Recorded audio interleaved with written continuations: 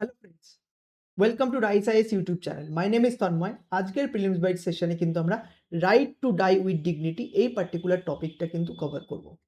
দেখো, আজকে সকালের হোয়াট টু রিড সেশনে তোমাদের বলা হয়েছিল এই পার্টিকুলার আর্টিকেলটা পেজ নাম্বার 1 থেকে খুব ভালো করে পড়ার জন্য। ঠিক আছে? Apex court uphold right to die for man in vegetative state. আশা করি তোমরা সবাই খুব ভালো করে পড়েছো। এই আজকের আমরা আর্টিকেলে এই আর্টিকেলটা দ্বারা ইন্সপায়ার্ড হয়ে এর যে স্ট্যাটিকের সাথে কানেক্ট করে কিন্তু আজকে আমরা আর্টিকেলটাকে কভার করব রাইট টু ডাই এর ব্যাপার। এবার তোমরা কেউ জিজ্ঞাসা করতে পারো, আচ্ছা আমি যে এই টপিকটা কভার করব, আদৌ কি এরকম টাইপের কোয়েশ্চেন ইউপিএসসি তে জিজ্ঞাসা করে? ঠিক আছে? তার জন্য কিন্তু আমি তোমাদের ৩ টে পিওয়াইকিউ দেখাচ্ছি। দেখো ভালো করে। এটা 2019 এর কোয়েশ্চেন। কোয়েশ্চেনে কি জিজ্ঞাসা করেছে? Which article of the constitution of India safeguards one's right to marry the person of one's choice. ওই বছরে কিন্তু না রাইট টু ম্যারি এই পার্টিকুলার রাইটটা না খুব নিউজে ছিল। ইউপিএসসি কিন্তু কোয়েশ্চেন জিজ্ঞাসা করে নিয়েছে। জাস্ট সিম্পলি জিজ্ঞাসা করেছে কোন আর্টিকেলের মধ্যে পড়ে। ঠিক আছে? তো তোমরা যারা জানতে, তাহলে খুব তাড়াতাড়ি কিন্তু এটাতে স্কোর করে নিতে পারো এই আনসারটা ঠিক দিয়ে। সিমিলারলি দেখো, অনেকে হয়তো জানো না যে ইউপিএসসি একদম মানে ওয়ার্ড টু ওয়ার্ডও রিপিট করে। দেখো, রাইট টু প্রাইভেসির উপর কোয়েশ্চেন জিজ্ঞাসা করেছে 2021 এ, সেম কোয়েশ্চেন। এইটা 2021 এর কোয়েশ্চেন, এটা 2024 এর। দেখো, রাইট টু প্রাইভেসির উপর কোয়েশ্চেন জিজ্ঞাসা করেছে, সেম কোয়েশ্চেন কিন্তু আবার 2024 এ রিপিট করেছে। ঠিক আছে? কি জিজ্ঞাসা করেছে? Right two privacy is protected under which article of the constitution of India. এত সিম্পল কোয়েশ্চেন কিন্তু জিজ্ঞাসা করে। দেখো আরেকবার দেখো, এই সেম এই কোয়েশ্চেনটা দেখো, under which of the following article of constitution of India has the supreme court of India place right two privacy. বুঝতে পারছো? Same question, same. ঠিক আছে? তো ভালো করে পিওয়াইকিউ পড়ো, পিওয়াইকিউর সাথে সাথে কারেন্টগুলোকে লিঙ্ক করো, লিঙ্ক করে কিন্তু তোমরা রিভিশন করো। তাহলেই কিন্তু তোমাদের যে রিভিশন সেটা কিন্তু খুব এফেক্টিভ হবে আর খুব টার্গেটেড হবে। বোঝা গেল? এইবার আজকে না আমরা আজকের এই টপিকটাতে আসি। Right to die with dignity. ঠিক আছে? দেখো, টপিকটা যখন আমরা পড়ছি, ফার্স্টে না আমরা এই টপিকটার একটা আউটলাইনটা দেখে নিই। তাহলে না আমাদের জন্য বুঝতে কিন্তু খুব ইজি হবে। তো ১ম এ আমরা কনটেক্সট দেখব। তারপরে দেখব কি রাইট টু ডাই, এই যে রাইটটা এটা ইভলভ কি করে হলো? ইভোলিউশন। ঠিক আছে? এরপরে আমরা active euthanasia and passive euthanasia এইটার ব্যাপারে পড়ব। তার যে মেইনলি যে ডিফারেন্সটা কি? এরপরে লিভিং উইল একটা কনসেপ্ট আসবে, অ্যাডভান্স মেডিকেল ডাইরেক্টিভ। ঠিক আছে? এটার ব্যাপারে আমরা জানবো। জানার পরে প্রসিডিউরাল সেফগার্ড কেও কিন্তু আমরা দেখব। দেখার পরে এই কনটেন্টটা যখন তোমরা বুঝে নেবে পুরোটা, আমি চাইবো এই কনটেন্টের উপর বেস করে এই পার্টিকুলার প্রিলিমস এর এমসিকিউটা তোমরা সলভ করো। আর যেয়ে আমাদের কমেন্ট সেকশনে যেয়ে জানাও। রাইট? তখনই কিন্তু আমরা বুঝতে পারবো যে তোমাদের পুরো কনসেপ্টটার ক্লারিটি এসছে। আদারওয়াইজ আমরা কি করে বুঝবো না? তো কনটেক্সটটা কি আছে? হরিশ রানা নামে 32 ইয়ার্সের একজন ব্যক্তি আছে, যিনি কিনা প্রায় ১৩ বছর ধরে পারসিস্টেন্ট ভেজিটেটিভ স্টেট এরকম অবস্থায় কিন্তু আছে। তার হেলথ কন্ডিশনের কোনো ইমপ্রুভমেন্ট দেখা যাচ্ছে না। ঠিক আছে? সে লাইফ সাপোর্ট সিস্টেমের দ্বারা কিন্তু জীবিত আছে। ঠিক আছে? তো এইরকম অবস্থায় আর তার মেডিকেলেও যে খুব কষ্ট পাচ্ছে, তার ফ্যামিলি, ডক্টর সবাই কিন্তু এটা বুঝতে পারে। তো এইরকম অবস্থায় তার ফ্যামিলি কিন্তু এটা চেয়েছে যে তাকে প্যাসিভ ইউথেনেশিয়ার আন্ডারে কিন্তু right to die with dignity এই রাইটটা অ্যাক্সেস করার সুযোগ দেবে। এই কনটেক্সটেই কিন্তু সুপ্রিম কোর্টের অবজারভেশনটা এসছে। ঠিক আছে? এইবার আমরা যেটা ইম্পোর্টেন্ট দেখতে হবে, এই right to die with dignity এটা তো এই রাইটটা ইভলিউশনটা কি করে হলো? ঠিক আছে? তো ১ম এ দেখি 1994 এর একটা কেসে, যে P. Rathinam versus Union of India. এই কেসে কি বলা হয়েছিল? যে না, রাইট টু ডাই এটা কিন্তু আর্টিকেল 21 এর মধ্যে ইনক্লুড করা আছে। ঠিক আছে? আর্টিকেল 21 কি বলে? Right two live with dignity, right to life with dignity. ঠিক আছে? Right to life. ঠিক আছে? আর্টিকেল 21 কিন্তু ডিল করে। এরপর যদি আমরা দেখি 1996 এ, দ্যাট ইস ২ বছর পর, গিয়ান কর ভার্সাস স্টেট অফ পাঞ্জাবে কি বলছে? যে না, আর্টিকেল 21 রাইট টু লাইফ নিয়ে কথা বলে। ঠিক আছে?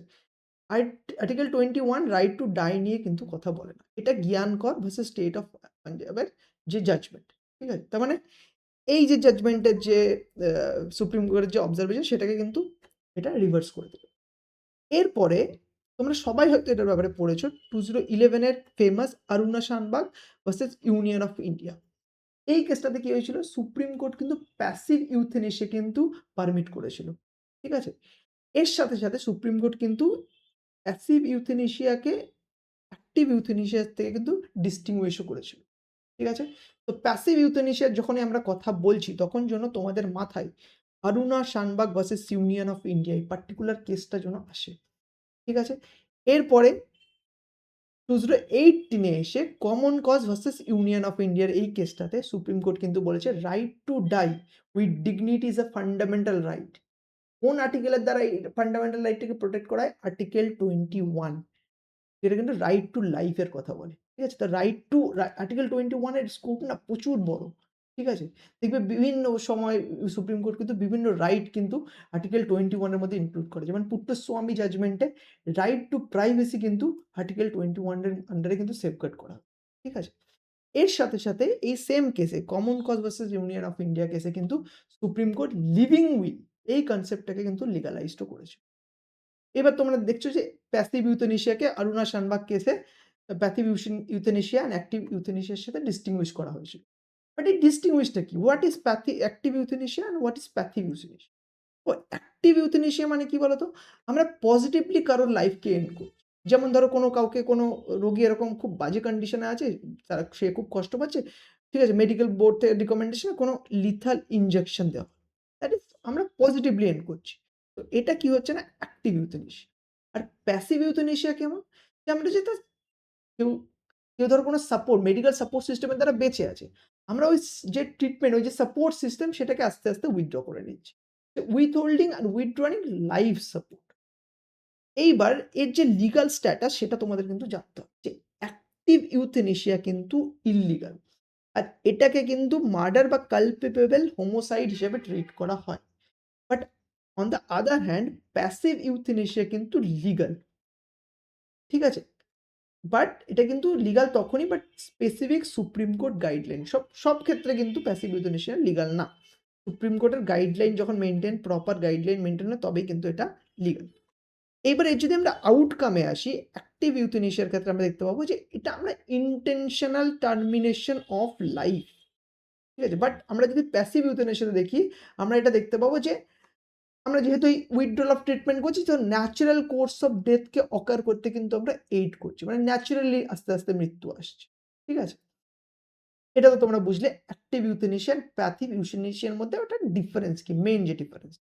এইবার তোমাদের যেমন বলেছিলাম যে কমন কজ এই পার্টিকুলার সুপ্রিম কোর্টের কেসে কিন্তু এই লিভিং উইলটাকে রিকগনাইজ করা হয়েছে। এবার এই লিভিং উইলটা কি? ধরো কোনো একটি পার্সন এই মুহূর্তে যিনি সুস্থ অবস্থায় আছেন, তিনি চাইলো যে পরবর্তীকালে যদি আমি এরকম কোনো পারসিস্টিভ ভেজিটেটিভ এই স্টেটে চলে যাই, তখন আমি যাতে আর্টিফিশিয়াল সাপোর্ট আমাকে এক্সটেন্ড না করে আমাকে যাতে আস্তে, আস্তে প্যাসিভ ইউথেনেশিয়ার সাহায্যে আমার right to die with dignity এই রাইটটা যাতে অ্যাক্সেস করার সুযোগ করে দেওয়া হয়। ঠিক আছে? এটাই কিন্তু লিভিং উইলের ফান্ডামেন্টাল কনসেপ্ট। ঠিক আছে? এরপর আমার দেখতে হবে যে এক্সিকিউশন। এই এক্সিকিউশন কখন মানে কিভাবে হবে এই লিভিং উইলের? লিভিং উইল সাইন করার সময় কিন্তু ২ জন উইটনেস থাকতে হবে। ঠিক আছে? কাউকে বোকা বানিয়ে কেউ ধরো লিভিং উইল সাইন করে নিচ্ছে, এরকম করলে কিন্তু হবে না। যে প্রপার উইটনেস থাকতে হবে আর যে অ্যাটেস্ট করাতে হবে কি নোটারি বা গেজেটেড অফিসার দ্বারা। ঠিক আছে? আর আমরা যদি রিভোকেশন এর কথা বলি এই লিভিং উইলের, সেটা সে যে কোনো টাইমে কিন্তু উইথড্র করে নিতে পারে। Right two withdraw or change directly at any time. ঠিক আছে? আর একটা সুপ্রিম কোর্টের অবজারভেশন আছে যে এই যে লিভিং উইলের যে কনসেপ্টটা সেটা কিন্তু যাতে ন্যাশনাল হেলথ ডিজিটাল রেকর্ড, ঠিক আছে? এর সাথে, সাথেও কিন্তু যাতে ইন্টিগ্রেট করা হয়। ঠিক আছে? তবেই কিন্তু আমরা হলিস্টিক ভাবে এটাকে রেগুলেট করতে পারি। বোঝা গেল? তো তোমরা বুঝতে পারছো যে under certain circumstances and following the supreme court guideline passive euthanasia ইন্ডিয়াতে কিন্তু লিগাল। এবারে এটাকে যাতে ঠিকঠাকভাবে রেগুলেট করা যায় তার জন্য কিন্তু কিছু প্রসিডিউরাল সেফগার্ডও আছে। ঠিক আছে? প্রসিডিউর কি আছে? ইট ইনভলভ 2 টায়ার মেডিকেল এক্সপার্ট যাতে মিসইউজকে প্রিভেন্ট করা যায়। এবার ফার্স্ট টায়ারে কি আছে? 2 টায়ারে প্রাইমারি মেডিকেল বোর্ড, সেকেন্ড টায়ারে secondary medical board. Primary medical বোর্ডে ৩ জন ডাক্তার থাকবে যাদের কিনা 48 আওয়ার্স এর মধ্যে এই প্যাসিভ ইউথেনেশিয়া এর উপরে কিন্তু যাদের ওপিনিয়ন কিন্তু দিতে হবে। এরপরে এসে সেকেন্ডারি মেডিকেল বোর্ড, এখানেও ৩ জন ডক্টর থাকবে। তাদের কিন্তু 48 আওয়ার্স টাইম থাকবে ওই প্রাইমারি বোর্ডের যে ফাইন্ডিং সেটাকে কনফার্ম করা। শুধু এখানেই শেষ না। এরপরে দেখো কি আছে? যেই হসপিটালে এই প্যাসিভ ইউথেনেশিয়া হবে সেই হসপিটালের কিন্তু judicial magistrate of first class, ঠিক আছে? তাদের যে ডিসিশনটা, ঠিক আছে? এই জুডিশিয়াল ম্যাজিস্ট্রেট অফ ফার্স্ট ক্লাসের কাছে কিন্তু এই ডিসিশনটা ইন্টিম ইন ইন্টিমেট করাতে হবে, ঠিক আছে? ইমপ্লিমেন্টেশন করার আগে। ঠিক আছে? বোঝা গেল? তো প্রাইমারি মেডিকেল বোর্ড তোমরা দেখলে, সেকেন্ডারি মেডিকেল বোর্ড দেখলে, আর কমিউনিকেশনও কিন্তু তোমরা দেখলে। ঠিক আছে? এটাই কিন্তু প্রসিডিউরাল সেফগার্ড। এবার এটা যদি ক্লিয়ার হয়ে থাকে, আমি চাইবো এই পার্টিকুলার প্রিলিমসের এমসিকিউটা তোমরা সলভ করো। ঠিক আছে? সলভ করে কমেন্ট সেকশনে যেয়ে আনসারটা চাও। আর এগেইন আমি একটা জিনিস বলব, যারা সেম আর্টিকেলটা বাংলা ভাষায় পড়তে চাও তারা রাইস আইএস এর ওয়েবসাইটে চলে যাবে। সেম আর্টিকেলটা কিন্তু বাংলাতেও দেওয়া আছে। মর্যাদার সাথে মৃত্যুর অধিকার। ঠিক আছে?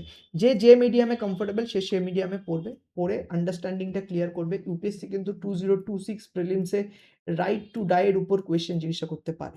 সিমিলার লাইনে। আর এটা মনে রাখবে, রাইট টু ডাই কোন আর্টিকেলের আন্ডারে protected? Article 21 of the Indian constitution. ঠিক আছে? ক্লিয়ার? বোঝা গেল? আর যদি কোনো ডাউট থাকে পার্টিকুলার এই টপিকটার উপরে আমাদের কমেন্ট সেকশনে যেয়ে জানাও। আমরা কিন্তু তোমাদের ডাউট ক্লিয়ার করে দেবো। ঠিক আছে? And thank you so much for attending this particular discussion and all the very best for your upcoming prelims. Thank you.